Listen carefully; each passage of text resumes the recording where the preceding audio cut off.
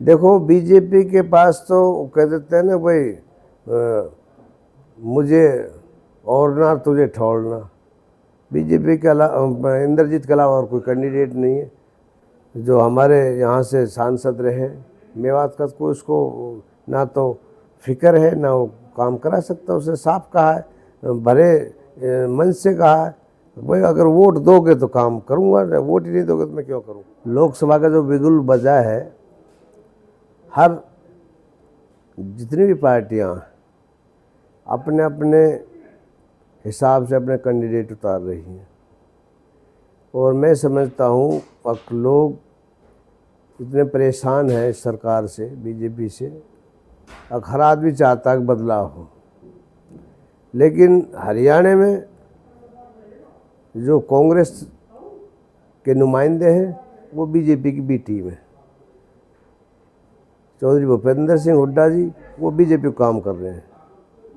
अगर गठबंधन हो जाता तो मेरे ख्याल में हरियाणा से बीजेपी साफ हो जाती, लेकिन अब मुझे उम्मीद है अब हम तो अब भी कम से कम 3 सीट जीतेंगे और हम 10 की 10 लोकसभा सीटों पर इलेक्शन लड़ेंगे, और इंशाल्लाह हमारा मुकाबला बीजेपी से होगा।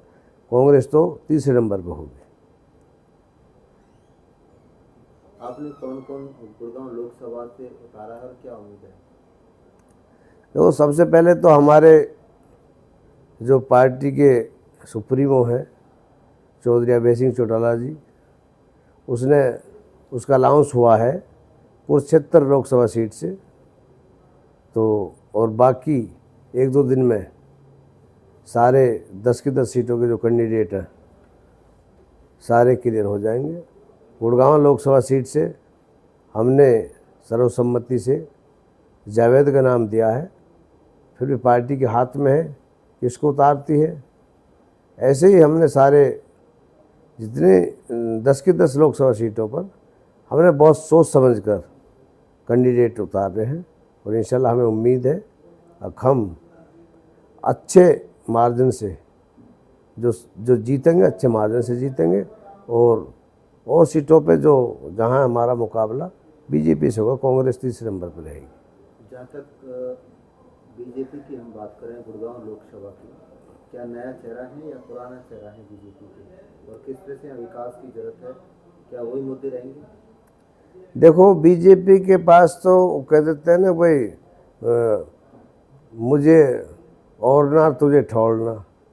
बीजेपी के अलावा इंद्रजीत के अलावा और कोई कैंडिडेट नहीं है। एक बार इंद्रजीत से अलग किसी को उतार के देखा, जब पता लगे तो वो तो उनकी मजबूरी भी है। हालांकि मेवात तो जैसे पहले से रहा, देखते आ रहे हैं। अब जो हमारे यहाँ से सांसद रहे, मेवात का कोई उसको ना तो फिक्र है ना वो काम करा सकता। उसने साफ कहा है, भरे मन से कहा है भाई अगर वोट दोगे तो काम करूँगा, वोट ही नहीं दोगे तो मैं क्यों करूँ, मैं इतना काम अपनी तरफ करूँगा नहीं। किस तरह के वादे उन्होंने किए थे जहाँ तक रेल की सिटी बजाने? हाँ, बड़े बड़े वादे 10 साल से वादे करते आ रहे हैं, लेकिन आप बताओ ना कोई एक भी वादा पूरा किया हो तो उससे क्या।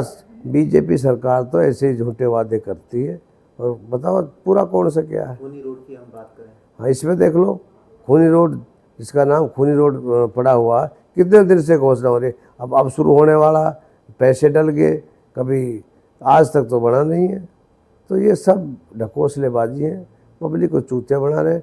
जब इलेक्शन का टाइम आ जाता है तो ये घोषणाएँ करते हैं, लेकिन घोषणा इनकी सारी फीकी है, कोई धरातल पे कोई काम नहीं है। सारे लोग परेशान हैं, चाहे कोई भी हो, चाहे कर्मचारी हो, चाहे किसान हो, चाहे मजदूर हो, चाहे बहरहाल कोई भी हो, सब पूरा हिंदुस्तान परेशान है इस सरकार से। तो मैं तो उम्मीद करता हूँ, लोगों से आग्रह भी करता हूँ, अब के इस सरकार को बदलवाओ, जैसे इस देश का भला हो सके और भाईचारा बना रहे। रमजान का पवित्र, देखो, मेरी पूरे आलम इस्लाम से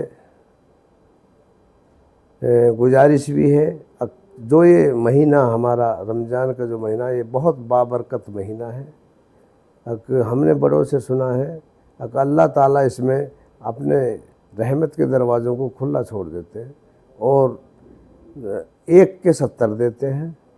और मैं ये कहूँ पूरे आलम इस्लाम, मैं अल्लाह से दुआ करता हूँ कि पूरी नमाज़ें, तराबियाँ, रोज़ा, कुरान की तिलावत और रात में तहज्जुद में जागें और अल्लाह से मांगें और जो बुराइयां हैं, पिछली जो बुराइयां हैं, उनसे तौबा करें।